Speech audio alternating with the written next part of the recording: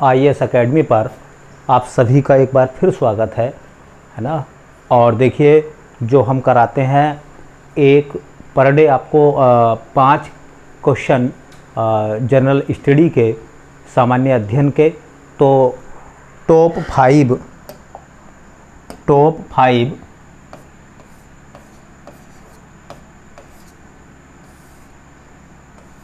GS question, केवल 5 question हम आपको कराते हैं प्रतिदिन। ये उसकी तीसरी क्लास है और कुछ क्वेश्चन जो कि पैट के एग्ज़ाम में, UPSI के एग्ज़ाम में, रेलवे के एग्ज़ाम में, है ना, विविध प्रतियोगी परीक्षाओं में या तो पूछे गए हैं या जिनके आने की पूरी संभावना है। ठीक है, तो चलिए स्टार्ट करते हैं। और हाँ, ध्यान रखिए, वीडियो को लास्ट तक देखिए, क्योंकि हम एक टॉपिक को डिटेल में कराते हैं, पूरी जानकारी उसको देते हैं। आप उसके नोट्स बनाइए और आने वाले एग्जामों में आपको बहुत ज़्यादा लाभ मिलेगा इस चीज़ से, है ना, इन क्वेश्चन से। इसलिए आप जो है मेरे साथ बने रहिए। ठीक, तो पहला सवाल अपना देखिए। पहला सवाल है, राष्ट्रीय युवा दिवस कब मनाया जाता है? ऑप्शन है आपके सामने, 12 जनवरी, 12 अगस्त, 8 मार्च, 11 जुलाई। तो राष्ट्रीय युवा दिवस हम मनाते हैं, है ना, 12 जनवरी को। राष्ट्रीय युवा दिवस। अब ये राष्ट्रीय युवा दिवस जो हम लोग मनाते हैं 12 जनवरी को, है ना, वो जन्म दिवस है किसका? स्वामी विवेकानंद का।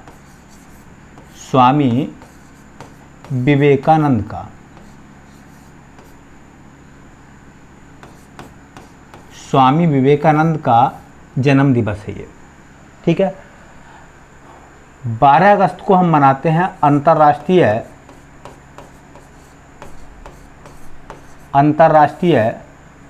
युवा दिवस। वो मनाया जाता है 12 अगस्त को। तो देखो, दोनों क्वेश्चन बहुत अच्छे हैं। राष्ट्रीय युवा दिवस हम मनाते हैं, राष्ट्रीय युवा दिवस मनाया जाता है वो है आपका 12 जनवरी, और अंतर्राष्ट्रीय युवा दिवस हम मनाते हैं तो उसका आंसर सही है 12 अगस्त। 8 मार्च को हम मनाते हैं अंतर्राष्ट्रीय महिला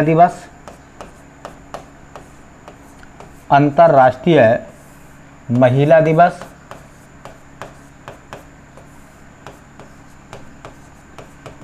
और 11 जुलाई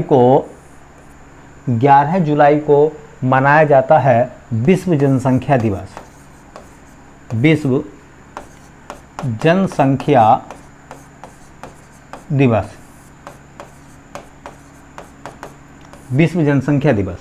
तो 4 तो ये दिवस हो गए जो कि बहुत ज़्यादा एग्जाम में पूछे जाते हैं। 12 जनवरी राष्ट्रीय युवा दिवस, 12 अगस्त अंतर्राष्ट्रीय युवा दिवस, 8 मार्च अंतर्राष्ट्रीय महिला दिवस और 11 जुलाई विश्व जनसंख्या दिवस। लेकिन इस सवाल के अंतर्गत, इस क्वेश्चन के अंतर्गत हम लोग कुछ और जानने की कोशिश करेंगे। आज हमें पढ़ना है स्वामी विवेकानंद के बारे में। UPPCS के एग्ज़ाम हो, रेलवे के एग्ज़ाम हो, SSC के एग्ज़ाम हो, विभिन्न एग्ज़ामों में इस टॉपिक से क्वेश्चन आते हैं। इसलिए मेरे साथ बने रहिए और ये पूरा टॉपिक हम लोग डिटेल में देखते हैं। इतनी डिटेल कि वो क्वेश्चन किस रूप में पूछे गए हैं, एग्जामिनेशन हॉल में जब हम लोग जाते हैं तो क्वेश्चन का प्रारूप क्या होता है, ये मैं आपको बताता हूँ स्वामी विवेकानंद के बारे में। ठीक है, तो देखिए, ठीक, तो कुछ बातें हम लोग जानते हैं पहले, है ना, स्वामी विवेकानंद के बारे में। तो देखिए, स्वामी विवेकानंद ये हमारा टॉपिक है। कुछ सवाल हम इस टॉपिक से रिलेटेड जानेंगे। ठीक है, जैसे क्वेश्चन आता है कि स्वामी विवेकानंद का जन्म कब हुआ था? तो जन्म उनका हुआ था 12 जनवरी 1863 में। 12 जनवरी 1863 में स्वामी विवेकानंद का जन्म हुआ था कलकत्ता में। तो कलकत्ता में स्वामी विवेकानंद का जन्म हुआ था 12 जनवरी 1863 को। इसलिए 12 जनवरी को हम प्रतिवर्ष मनाते हैं, 12 जनवरी को मनाया जाता है राष्ट्रीय युवा दिवस। राष्ट्रीय युवा दिवस है ना। तो राष्ट्रीय युवा दिवस मनाया जाता है 12 जनवरी को।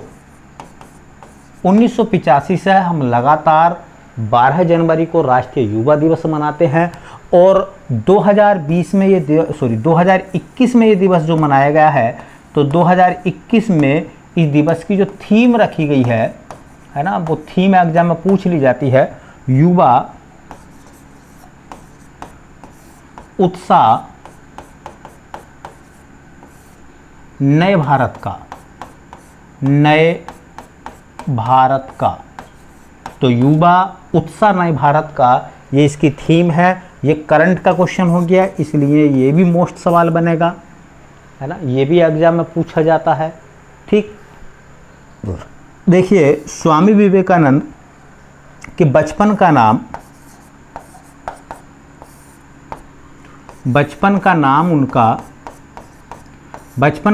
था नरेंद्र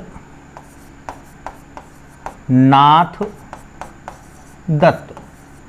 तो स्वामी विवेकानंद के बचपन का नाम था नरेंद्र नाथ दत्त, लेकिन ये कहा जाता है ना, कि महाराजा खेतड़ी के अनुरोध पर उन्होंने अपना नाम रखा स्वामी विवेकानंद। तो नरेंद्र नाथ दत्त, है ना, किसके अनुरोध पर स्वामी विवेकानंद बने, मतलब विवेकानंद बने। नरेंद्र नाथ किसके कहने पर, है ना, स्वामी विवेकानंद या विवेकानंद बने। ठीक है, तो महाराजा खेतड़ी के सुझाव पर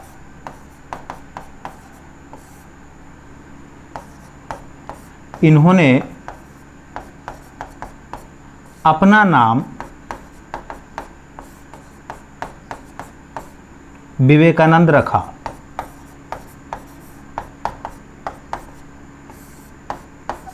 क्या रखा बेटा? विवेकानंद। ठीक है, तो यहां से यहां तक 3 क्वेश्चन आपको ध्यान में रखने हैं। राष्ट्रीय युवा दिवस कब मनाया जाता है? तो आंसर आएगा आपका 12 जनवरी। दूसरा सवाल आपको यहाँ से याद रखना है कि जो 2021 में राष्ट्रीय युवा दिवस मनाया गया है उसकी थीम क्या है? तो युवा उत्साह नए भारत का।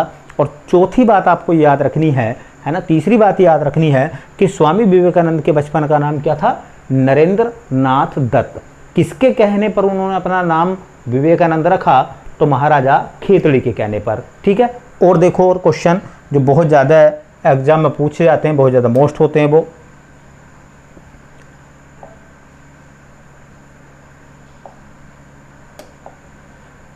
देखिए हम बात कर रहे हैं स्वामी विवेकानंद की। स्वामी विवेकानंद की बात कर रहे हैं हम लोग, है ना। तो देखिए स्वामी विवेकानंद के जो गुरु थे, ये भी कई बार नाम पूछा गया है कि स्वामी विवेकानंद के गुरु का नाम क्या है। स्वामी विवेकानंद के गुरु का नाम, तो उनके गुरु का नाम है रामकृष्ण परमहंस। उनके गुरु का नाम है रामकृष्ण परमहंस। यहीं से एक सवाल बनता है कि रामकृष्ण के विचारों को जिस संस्था के द्वारा प्रमोट किया गया है ना, आगे बढ़ाया गया, रामकृष्ण परमहंस के विचारों को जनमानस तक पहुंचाने के लिए स्वामी विवेकानंद ने एक मिशन चलाया जिसका नाम था रामकृष्ण मिशन। तो सवाल यहां से बहुत अच्छा बनेगा कि रामकृष्ण मिशन की स्थापना, रामकृष्ण मिशन की स्थापना,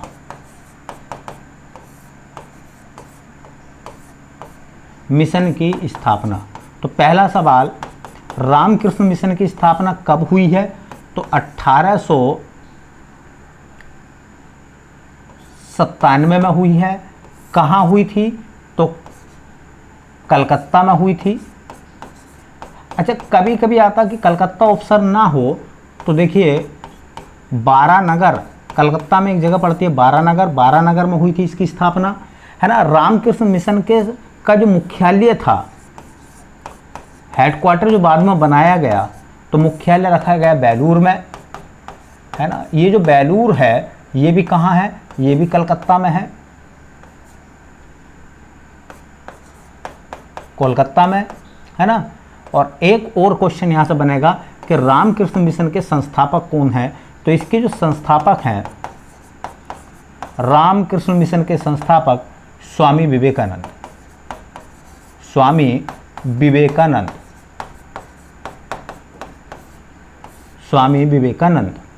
तो कई सारे सवाल एसएससी में यहाँ से क्वेश्चन पूछे गए हैं कि रामकृष्ण मिशन की स्थापना कब हुई थी, तो 1897 में, है ना। पीसीएस में क्वेश्चन पूछा गया है, उत्तर प्रदेश के एग्जाम में आया था, पीसीएस में क्वेश्चन पूछा गया था कि रामकृष्ण मिशन के संस्थापक कौन थे, तो स्वामी विवेकानंद। क्वेश्चन ये भी पूछा गया है, एसएससी में सवाल पूछा, रेलवे में सवाल पूछा है कि रामकृष्ण मिशन की स्थापना कहाँ हुई थी, तो ऑप्शन आएगा कलकत्ता या वाराणसी में। ठीक है, चलिए इस रामकृष्ण मिशन के अंतर्गत क्या था, इसमें क्या रखा गया था, तो रामकृष्ण परमहंस की शिक्षाओं को जनमानस तक पहुंचाया गया, किसके द्वारा, स्वामी विवेकानंद के द्वारा। स्वामी विवेकानंद के द्वारा अपने गुरु के विचारों को लोगों तक पहुंचाने के लिए जो मिशन बना, उसका नाम रखा गया रामकृष्ण मिशन। ठीक है, चलिए और देखें, है ना। स्वामी विवेकानंद ने मठों की स्थापना करी थी, है ना, मठों की स्थापना। तो 2 मठ स्वामी विवेकानंद ने बनाए थे। एक मठ तो आता है बेलूर मठ, बेलूर मठ, और ये बेलूर मठ पड़ता है कलकत्ता में। और एक मठ था मायावती मठ, और ये था आपका उत्तराखंड के अल्मोड़ा में। ये क्वेश्चन उत्तराखंड के एग्जामों में पूछा गया है, ये क्वेश्चन उत्तराखंड के एग्जाम में आया है ना, कि स्वामी विवेकानंद के द्वारा अल्मोड़ा में किस मठ की स्थापना हुई थी, तो उस मठ का नाम था मायावती मठ। कहाँ है, अल्मोड़ा में। बहुत ज़्यादा शानदार सवाल हैं दोनों, अच्छे से आप पढ़ें, एग्जाम में खूब पूछे जाते हैं। ठीक है, और देखते हैं और आगे स्वामी विवेकानंद के बारे में क्या क्या जानकारी। देखो, मैं आज आपको स्वामी विवेकानंद से जितने भी क्वेश्चन, चाहे उत्तर प्रदेश पीसीएस के एग्ज़ाम की बात हो, चाहे एसएससी के पेपर्स की बात हो, है ना, चाहे रेलवे के एग्जाम की बात हो, जितने भी क्वेश्चन पूछे गए मैं सब आपको बताने वाला हूं, और इससे ज़्यादा कभी क्वेश्चन आएगा नहीं। ध्यान रखें, मेरे साथ जुड़े रहें, और आपको बहुत बड़ा लाभ होने वाला है। ठीक है, देखिए उसके बाद में स्वामी विवेकानंद का जो दर्शन था, उस दर्शन का नाम क्या था, तो उसे कहा जाता आधुनिक वेदांत। वेदों पर आधारित तो था, लेकिन आधुनिक रूप से आधुनिक वेदांत, है ना। इस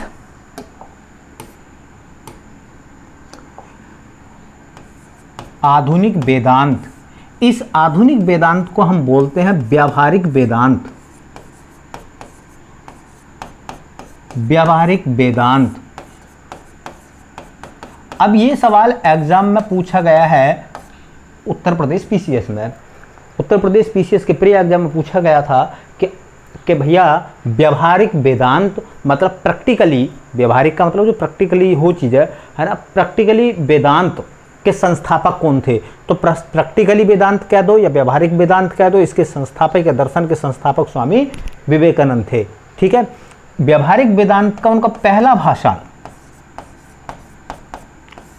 व्यावहारिक वेदांत पर उन्होंने पहला भाषण अपना 1896 में दिया था, है ना, वो दिया था लंदन में।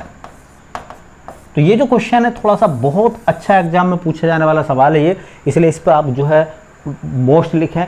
क्वेश्चन पीसीएस में पूछा गया है कि व्यावहारिक वेदांत या प्रैक्टिकल वेदांत के संस्थापक कौन है, तो उनका नाम आ जाएगा स्वामी विवेकानंद। ठीक है, स्वामी विवेकानंद की कुछ पुस्तकें हैं, ये सवाल पीसीएस के एग्जाम में पूछा गया है। एक किताब का नाम है राजयोग, दूसरी किताब का नाम है कर्मयोग, और तीसरी किताब का नाम है ज्ञान योग। ये किताब किसकी है, बहुत मोस्ट है ये तीनों। इन तीनों किताबों को लिखा है स्वामी विवेकानंद ने। राजयोग, कर्मयोग और ज्ञान योग, तीनों किताबें किसकी हैं, स्वामी विवेकानंद की। ये क्वेश्चन पूछा गया, एक ही सवाल पूछा गया था कि राजयोग, कर्मयोग और ज्ञान योग, है ना, निम्न में से किसकी रचनाएं हैं। ठीक है, तो नाम है, पीसीएस में सवाल ये भी पूछा गया है, तो नाम आता है स्वामी विवेकानंद का। ठीक है, और आगे देखते हैं स्वामी विवेकानंद के बारे में जो खास जानकारी है मैं आपको बताता चलूं, और ये एग्ज़ाम में बहुत ज़्यादा पूछी जाती हैं। सभी क्वेश्चन बहुत मोस्ट हैं, इसलिए आप नोट्स बनाते रहिए, अच्छे से तैयारी करिए, एग्ज़ाम में आपको बहुत बेनिफिट होगा। ठीक, स्वामी विवेकानंद से रिलेटेड है ना, कि देखिए नव हिंदूवाद, उसको अंग्रेजी में बोलते हैं न्यू हिंदुज्म, है ना, कि प्रथम प्रतिनिधि, ये पीसीएस का सवाल है, ये पीसीएस के एग्जाम में क्वेश्चन पूछा गया है, याद रखें। तो ऐसा नहीं है कि वो किसी और एग्जाम में नहीं आ सकता, है ना। नव हिंदूवाद के प्रथम प्रतिनिधि कौन माने गए हैं, मतलब नव हिंदूवाद का अग्रणी किसको कहा गया है, तो स्वामी विवेकानंद। स्वामी विवेकानंद, है ना। और व्यवहारिक वेदांत की स्थापना किसने करी है, व्यवहारिक वेदांत के संस्थापक कौन है, तो भी नाम आएगा स्वामी विवेकानंद। और देखो स्वामी विवेकानंद ने, और भी क्वेश्चन है, पत्रिकाएं थी उनकी जिनमें उनके विचार आते थे। स्वामी विवेकानंद की पत्रिकाएं दो हैं, एक तो प्रबुद्ध भारत, ये उनकी मैगजीन थी, इंग्लिश में आती थी, और दूसरी मैगजीन का नाम था उद्बोधन, और ये मैगजीन उनकी आती थी बंगाली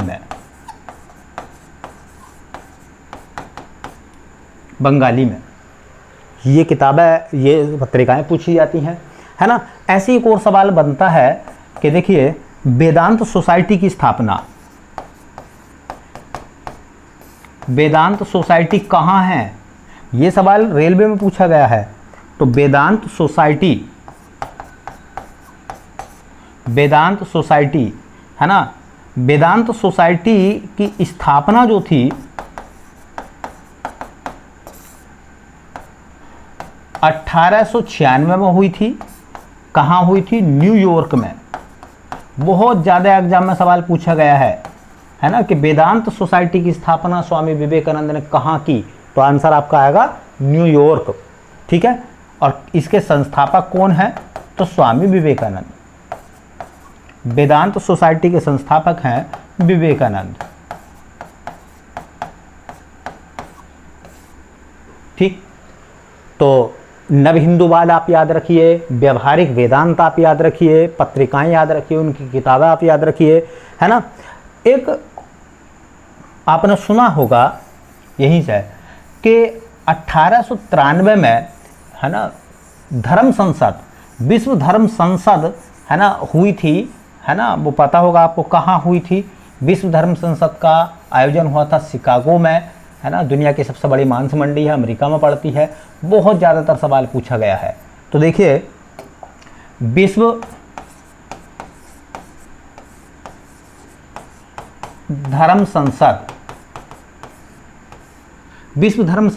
कब हुई थी, 1893 में। बहुत ज़्यादा मोस्ट क्वेश्चन है, ये पूछा जाता है। विश्व धर्म संसद का आयोजन कहाँ हुआ था, तो शिकागो में।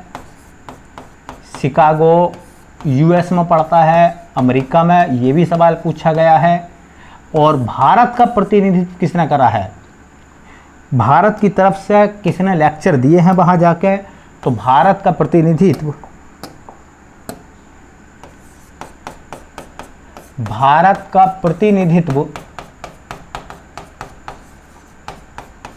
किसने करा है, स्वामी विवेकानंद ने। इस धर्म संसद को हम बोलते हैं, है ना, world parliament of religion. World अंग्रेजी में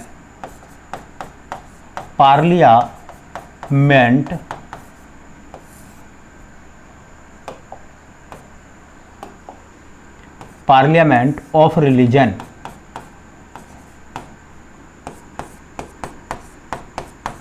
ये सवाल पूछा गया है ये क्वेश्चन पूछा गया पीसीएस में, एग्जाम में आया है, रेलवे में यही सवाल पूछा गया है, रेलवे में पूछा गया है, एसएससी में पूछा गया है ना, उत्तर प्रदेश पीसीएस में सवाल पूछा गया है कि विश्व धर्म संसद का आयोजन कब हुआ था?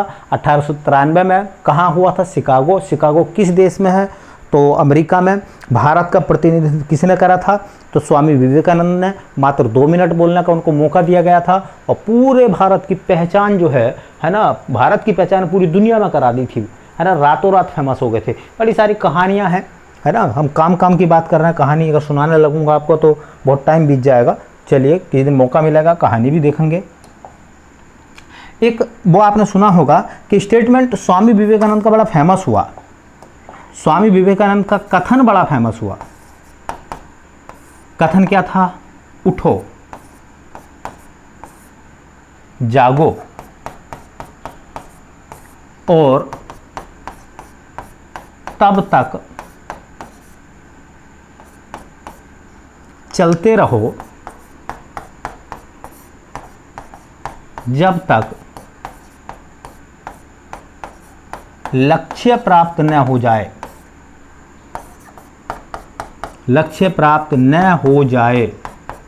तो स्वामी विवेकानंद का स्टेटमेंट उन पढ़ने वाले बच्चों के लिए बहुत महत्वपूर्ण है कि आप उठिए, जागिए और अपने गंतव्य की तरफ निकल जाइए, अपने लक्ष्य की तरफ निकल जाइए और तब तक लो आप ना रुकिए जब तक लो आपको आपका लक्ष्य ना मिल जाए। ठीक है, ऐसा नहीं कि आज पढ़े नहीं पढ़े, है ना, ऐसा नहीं है। अगर आप मिशन में जुट गए हैं तो उसकी 2 ही फैसले होंगे, हार या जीत, और हम जीत के रहेंगे। इसलिए जब आपने शुरू कर दिया है तो शुरू कर दिया तो फिर आखिर तक चलिए, मेहनत करिए, सफलता जरूर मिलेगी, आप अपने लक्ष्य तक जरूर पहुंचेंगे। ठीक है, तो ये स्वामी विवेकानंद के बारे में जो जानकारी थी वो मैंने आपको बता दी है। डिटेल में जितनी भी मैंने आपको जानकारी दी है, अगर आप मेरे नोट्स बना रहे हैं, उनको याद कर रहे हैं, तो अगर स्वामी विवेकानंद से कोई भी क्वेश्चन आएगा, सिंगल क्वेश्चन कोई भी आएगा, तो भी वो आपसे नहीं बचेगा, हर क्वेश्चन आपको मिलेगा, हर सवाल का जवाब आपको मिलेगा। ठीक है, चलिए चलते हैं नेक्स्ट क्वेश्चन की तरफ। और अपना दूसरा सवाल आज का, दूसरा सवाल है, देखिए, संतूर वादन से कौन संबंधित है? संतूर वादन से संबंधित कौन है ना? संतूर वादन से संबंधित कौन है? तो पंडित शिव कुमार शर्मा। तो पंडित शिव कुमार शर्मा ये तो बजाते हैं बेटा संतूर, है ना, संतूर वादन। ठीक है, ठीक। उस्ताद बिस्मिल्लाह खां, है ना, उस्ताद बिस्मिल्लाह खां ये बजाते हैं शहनाई,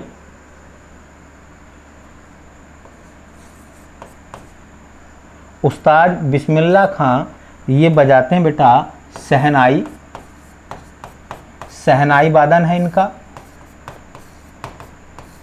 है ना। हरि प्रसाद चौरसिया ये मैं आपको पहले जानकारी दे भी चुका हूँ। बताइए आप, जो मैंने बताया था आपको, है ना, पिछली क्लास में कि हरि प्रसाद चौरसिया का संबंध किस वाद्य यंत्र से है, तो आपको पता चल गया है। क्या है आंसर? बांसुरी, बांसुरी वादन का कार्य उनका। ठीक है, और देखिए अमजद अली खां, है ना, सरोद वादन,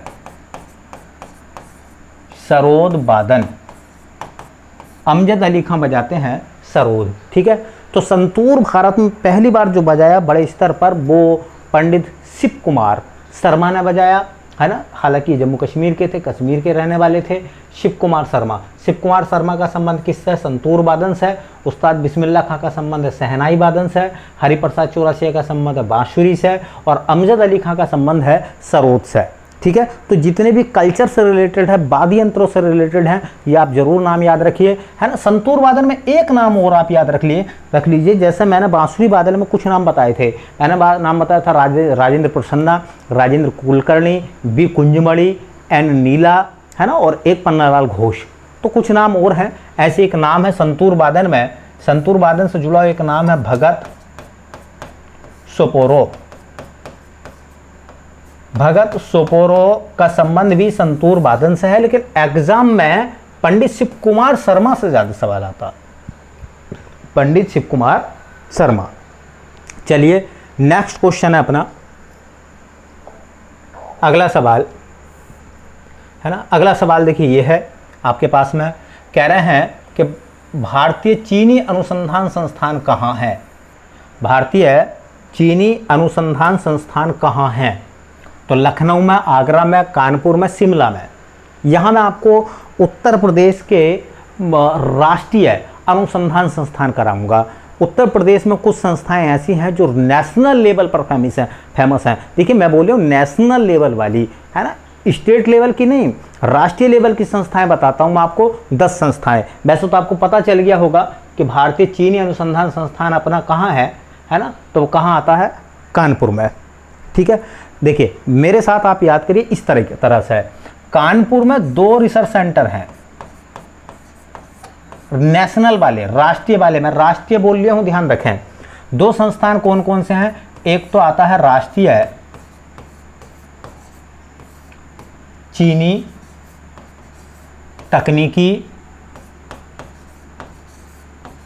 तकनीक अनुसंधान केंद्र, अनुसंधान संस्थान, एक चीनी का संस्थान है कानपुर में, और दूसरा है भारतीय दलहन, दालों से रिलेटेड शोध संस्थान।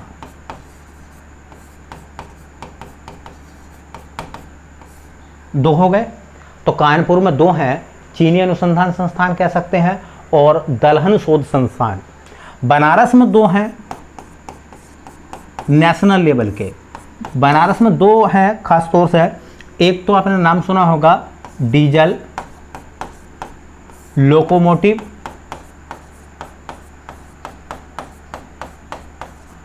लोकोमोटिव वर्क्स, एक याद है ना, चितरंजन में जो है, नहीं सॉरी मडुआडी में है, बनारस के मडुआडी में। और दूसरा आपको याद रखना है भारतीय साग भाजी, जो साग सब्जी बोलते हैं हम गांव में, साग भाजी शोध संस्थान।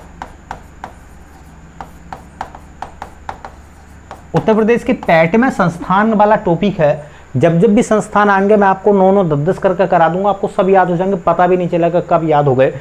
ऐसे ही दिवस वाले क्वेश्चन हैं, वो भी मैं आपको धीरे धीरे सब करा दूंगा, पता नहीं चलेगा आपको कब आपने याद कर लिए। धीरे धीरे डिटेल में भी पढ़ेंगे और सब चीज़ें पढ़ते चले जाएंगे, इसलिए नोट्स जरूर बनाइए। बनारस में 2 हो गए। मथुरा में 1 याद रखिए, मथुरा में एक जगह पड़ती है मखदूम,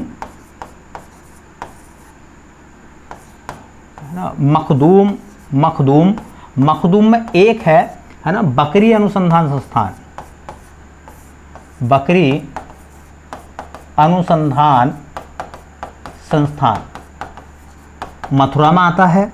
रायबरेली में 1 याद रखिए, नेशनल लेवल का, रायबरेली में जगह पड़ती है फुर्सतगंज, रायबरेली के फुर्सतगंज में है ना इंदिरा गांधी एक संस्थान है, इंदिरा गांधी उड़ान एकेडमी, इंदिरा गांधी उड़ान एकेडमी या अकादमी, याद रखिए। और 4 संस्थान आप लखनऊ से याद रख लीजिए, है ना। कितने हो गए? 1 2 3 4 5 6 तो ये हो गए बेटा, ठीक है। तो कानपुर में 2 हैं, एक तो दलहन शोध संस्थान और एक चीनी अनुसंधान संस्थान।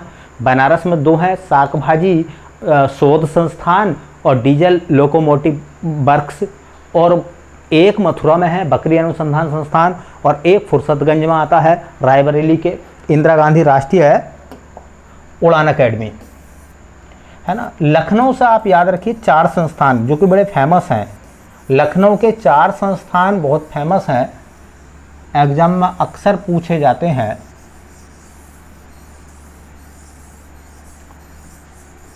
लखनऊ के 4 संस्थान कौन कौन से आते हैं भैया? तो देखिए लखनऊ में एक आता है भारतीय वनस्पति अनुसंधान संस्थान,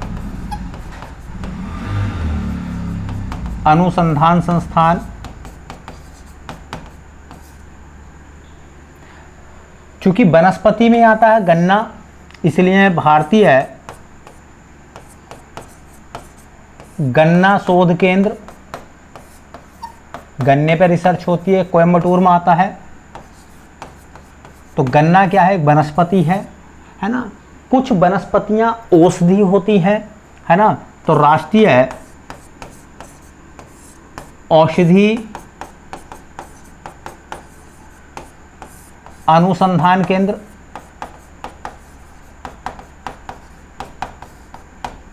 कुछ औषधियां विष भी होती हैं, जहर भी होती हैं, है ना। तो औद्योगिक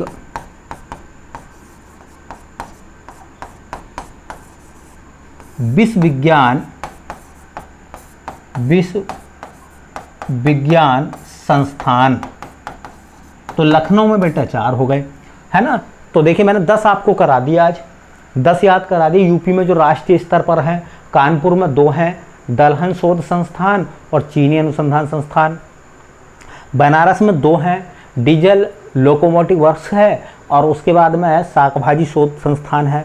मथुरा में 1 है, बकरी अनुसंधान संस्थान, है ना। फुर्सतगंज में 1 है, रायबरेली में इंदिरा गांधी राष्ट्रीय अकेडमी, उड़ान अकेडमी। और उसके बाद में जो 1 है, लखनऊ में 4 हैं अपने, वनस्पति शोध संस्थान, ये वनस्पति अनुसंधान केंद्र। वनस्पति में गन्ना आता है तो गन्ना अनुसंधान केंद्र, है ना। अच्छे देखिए, वनस्पति से दवाइयाँ बनती हैं तो औषधि अनुसंधान केंद्र। कुछ दवाइयाँ विष होती हैं, इसलिए औद्योगिक विष अनुसंधान संस्थान। ठीक है, चलिए नेक्स्ट क्वेश्चन की तरफ चलते हैं अपने। तो अपना नया क्वेश्चन है बेटा, विश्व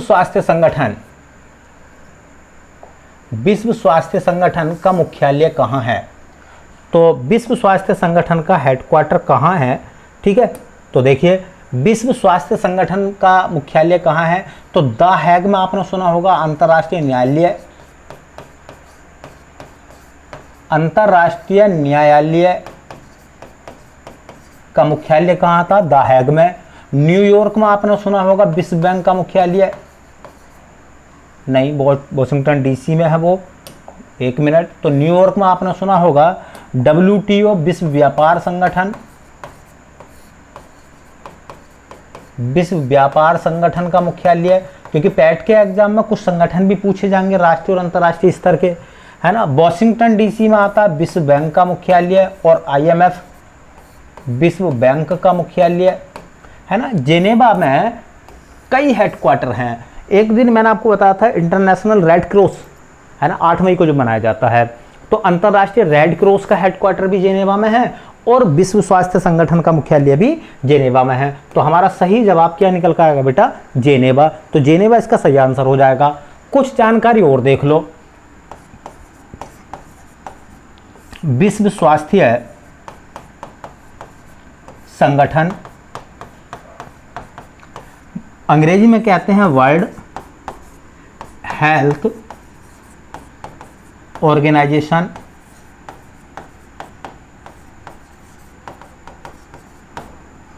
अर्थात शॉर्टकट में WHO।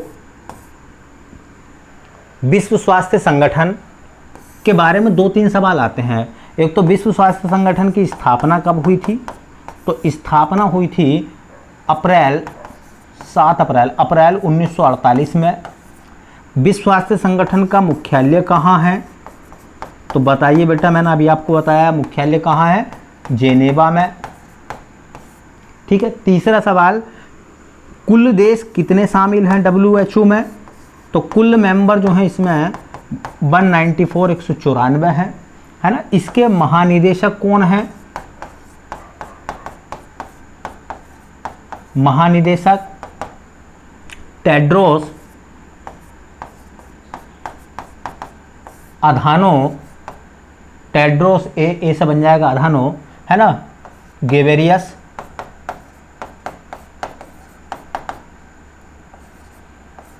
टेड्रोस अधानो गेबेरियस। लेकिन जो सबसे बड़ा सवाल है, उप महानिदेशक कौन है, उप महानिदेशक। ये टेड्रोस अधानो जो हैं ये तो है इथियोपिया के, इथियोपिया जिसकी राजधानी आपने सुना होगा अदिस अबाबा जो है ना। और उप महानिदेशक जो बनाई गई हैं, पिछली बार बनाई गई थी वो, उनका नाम है सौम्या स्वामीनाथन। ये जो क्वेश्चन है ये ज़्यादा मोस्ट है, सौम्या स्वामीनाथन, है ना। हालांकि एग्जाम में ज़्यादातर यही आता है कि वर्ल्ड हेल्थ ऑर्गेनाइजेशन का हेडक्वार्टर कहाँ है, ये ज़्यादा मोस्ट है। तो मैंने सब आपको बता दिए, देखो, है ना। विश्व स्वास्थ्य संगठन का मुख्यालय कहाँ है ना, तो जेनेवा में। अंतर्राष्ट्रीय न्यायालय का कहाँ है, द हेग में। विश्व व्यापार संगठन का कहाँ है, न्यूयॉर्क में। विश्व बैंक का कहाँ है, वॉशिंगटन डीसी में। तो सब मैंने आपको बता दिए हैं। चलिए नेक्स्ट क्वेश्चन की तरफ चलते हैं, जो कि आज का आखिरी सवाल होगा, और वो है 5वां सवाल।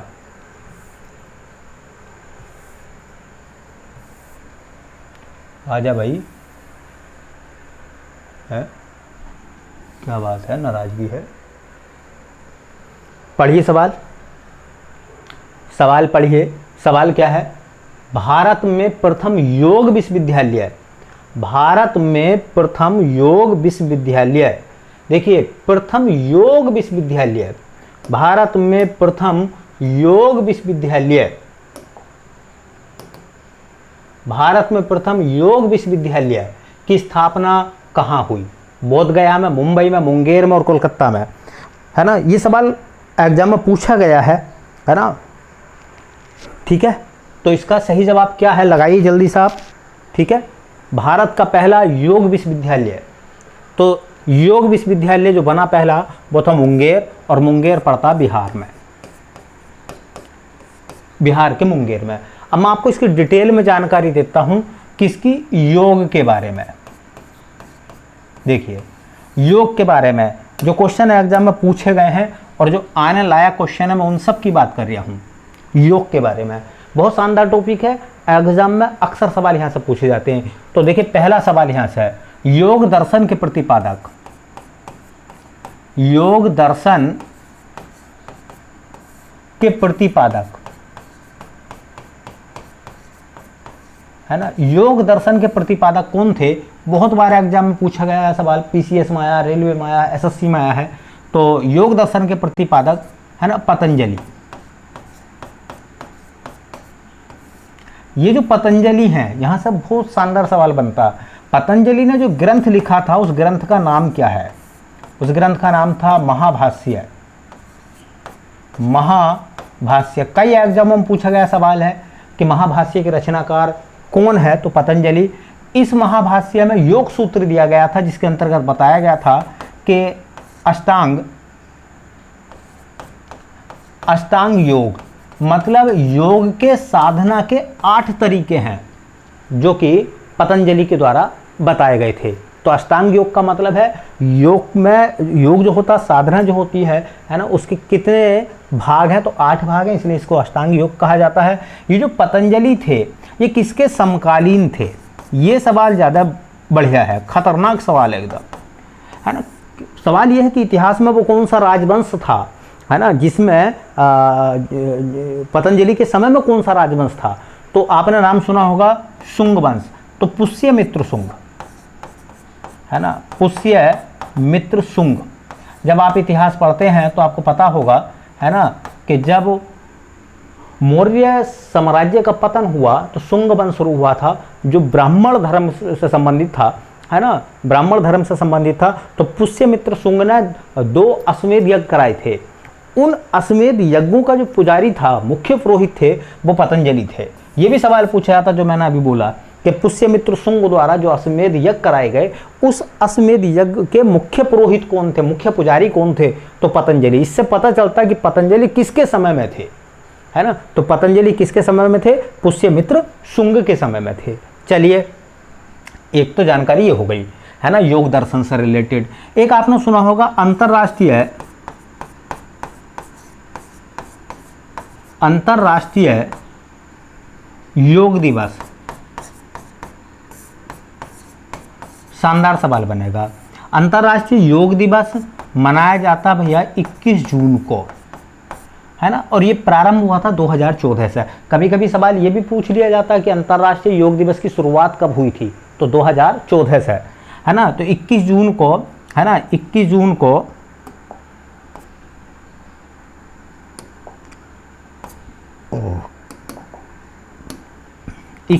को क्या हो गया भाई,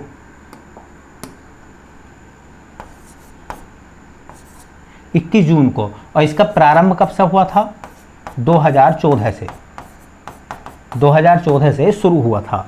ठीक है, अब सवाल ये आता है कि अंतर्राष्ट्रीय योग दिवस मनाया जाता, अभी पीछे 21 जून बीती है, तो 21 जून बीती है तो 2021 में जो अंतर्राष्ट्रीय योग दिवस मनाया गया है, दिवस वाले क्वेश्चन आपके पैट के एग्जाम में आ रहे हैं, वो पूरा टॉपिक दिया हुआ है, इसलिए दिवस को अच्छे से पढ़िए आप, है ना। तो 2021 में थीम क्या रखी गई है? अंतर्राष्ट्रीय योग दिवस की थीम क्या रखी गई है ना। 2021 में इसकी थीम क्या रखी गई है? अंतर्राष्ट्रीय योग दिवस की थीम क्या रखी गई है 2021 में? ठीक है, तो 2021 में इसकी थीम क्या रखी गई है? तो थीम है योग के साथ रहें, ठीक है, घर पर रहें। योग के साथ रहें, घर पर रहें।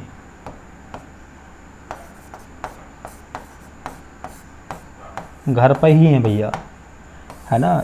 योग के साथ रहें और घर पर रहें, ये इसकी थीम है, इसलिए अच्छा क्वेश्चन बन सकता है, एग्जाम में पूछा जा सकता है कि 2021 में अंतर्राष्ट्रीय योग दिवस की थीम क्या थी। अंतर्राष्ट्रीय योग दिवस कब से शुरू हुआ है? 2014 से शुरू हुआ है। कब मनाया जाता है? 21 जून को, है ना। योग दर्शन के प्रतिपादक कौन थे? पतंजलि। ग्रंथ क्या था? महाभाष्य। अष्टांग योग के बारे में इसमें लिखा गया था, और किसके समकालीन थे? पुष्यमित्र शुंग के। चलिए ऐसे, अब चूंकि अपना जो क्वेश्चन है,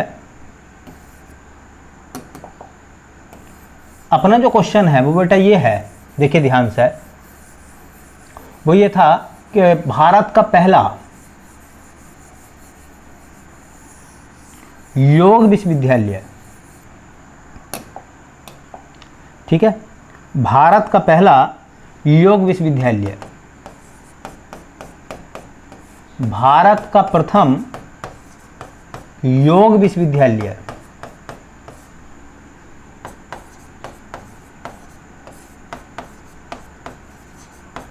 भारत का पहला योग विश्वविद्यालय। ये जो योग विश्वविद्यालय था ये 1964 में बना था। मुंगेर में इसको बनाया गया था, मुंगेर जो कि बिहार में है, ठीक है। ये जो योग विश्वविद्यालय बनाया गया था इसका नाम था बिहार स्कूल ऑफ योग, बिहार स्कूल ऑफ योग। इसके जो संस्थापक थे जिन्होंने इसको बनाया था, तो स्वामी सत्यनाथ सरस्वती, स्वामी सत्यनाथ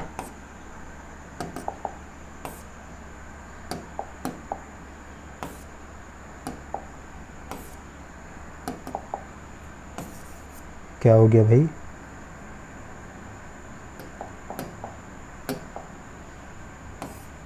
स्वामी सत्यनाथ सरस्वती,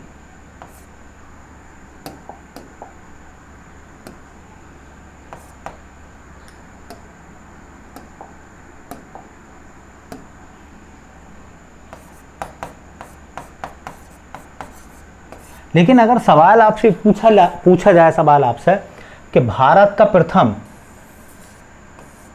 निजी योग विश्वविद्यालय, भारत का प्रथम निजी योग विश्वविद्यालय, ठीक है, तो वो बना था अहमदाबाद में, अहमदाबाद। और ये जो अहमदाबाद पड़ता है बेटा ये आता है आपका गुजरात में, और ये बना था 2013 में। एक और सवाल पूछा गया है, बड़ा शानदार सवाल बनेगा, अच्छे से पढ़ लें, इसको नोट्स बना लें, अच्छे से पढ़ लें, एग्जाम में जरूर आपको कहीं ना कहीं हेल्प मिलेगी। बहुत शानदार सवाल है, बहुत अच्छा टॉपिक है ये पूरा। मैं आपको क्वेश्चन 5 लेकर आता हूँ बेटा मैं, लेकिन उन 5 क्वेश्चन में आपको फुल जानकारी मिलती है, पूरी जानकारी मिलती है। कोई भी क्वेश्चन मेरे टॉपिकों से अगर आता है तो बच के नहीं जाएगा, ये तय बात है। आपको जानकारी आधी अधूरी मुहैया नहीं कराई जा रही है, आपको पूरी जानकारी कराई जा रही है। और ऐसे सवाल एग्जाम में अक्सर पूछ ले जाते हैं जो बिल्कुल अटपटे होते हैं, है ना। देखिए, भारत के बाहर, भारत के अलावा, इसका मतलब भारत के बाहर विश्व का प्रथम योग विश्वविद्यालय, भारत के बाहर दुनिया का पहला, मतलब दुनिया का पहला देश जिसने योग यूनिवर्सिटी बनाई, भारत के अलावा। भारत ने तो योग विश्वविद्यालय बनाए थे, लेकिन भारत के अलावा ऐसा कौन सा देश है जिसने योग विश्वविद्यालय बनाए हैं, तो उसमें नाम आता है बेटा, देखिए किस देश ने बनाए हैं, तो देश का नाम आ जाएगा यूएसए। देश के बाद में किस शहर में बना था उसके ये, तो लॉस एंजलिस। पिछली क्लास में मैंने आपको बताया था कि लॉस एंजलिस है ना, अमेरिका में पड़ता है, वहाँ सर ग्रैमी पुरस्कार दिए गए थे। ठीक है, तीसरी बात है ये कब बना था, ये विश्वविद्यालय कब बना था, तो पिछले साल बना था 2020 में। इस विश्वविद्यालय का नाम क्या रखा गया था, तो नाम था विवेकानंद योग विश्वविद्यालय, विवेकानंद योग विश्वविद्यालय। ठीक है, और आखिरी सवाल ये था कि इसके प्रथम अध्यक्ष जो बनाए गए HR नागेंद्र, HR नागेंद्र को पहला अध्यक्ष बनाया गया। ठीक है, तो ये मैंने देखिए योग के बारे में आपको संपूर्ण जानकारी दे दी है कि योग दर्शन के प्रतिपादक पतंजलि के ग्रंथ का नाम महाभाष्य है, जिसमें अष्टांग योग की बात हुई थी। वो किसके समकालीन थे, तो पुष्यमित्र शुंग के समकालीन थे। उस समय शुंग वंश था, मौर्यों के बाद में जो वंश आया था ब्राह्मण राजवंश के अंतर्गत, ब्राह्मण वंश के अंतर्गत, है ना। उसके बाद में देखिए मैंने आपको बताया कि अंतर्राष्ट्रीय योग दिवस कब मनाया जाता है, तो 21 जून को मनाया जाता। 2014 से शुरुआत हुई थी और इस बार की थीम क्या थी, योग के साथ रहें, घर पर रहें। ठीक है, और देखिए पहला भारत में पहला योग विश्वविद्यालय बना था मुंगेर में 1964 में, है ना। बिहार स्कूल ऑफ योग के नाम से सरस्वती सत्यनाथ सरस्वती के द्वारा। ठीक है, और अंतिम सवाल, भारत के बाहर दुनिया का पहला योग विश्वविद्यालय बना अमेरिका में, है ना, विवेकानंद योग विश्वविद्यालय के नाम से 2020 में। ठीक है, तो बेटा ये हमारे थे टॉप 5 क्वेश्चन विद डिटेल। ठीक है, कोई भी इन टॉपिकों से रिलेटेड कोई भी क्वेश्चन अगर एग्जाम में आता है तो मैं गारंटी के साथ कह सकता हूं कि वो क्वेश्चन आपसे नहीं बचेगा। इसलिए नोट्स बनाइए, चीज़ों को याद करिए। ठीक है, और बार बार वीडियो को देखिए और वीडियो को आखिर तक देखिए। ठीक है, और बेटा कहना आपसे कि हमारे चैनल को सब्सक्राइब कर दें, है ना, शेयर कर दें, ताकि लोगों तक ये महत्वपूर्ण जानकारी पहुंच जा और भी बच्चों का भला हो जा। ठीक है, चलिए मिलते हैं नेक्स्ट क्लास में, तब तक के लिए आप सभी का बहुत बहुत धन्यवाद।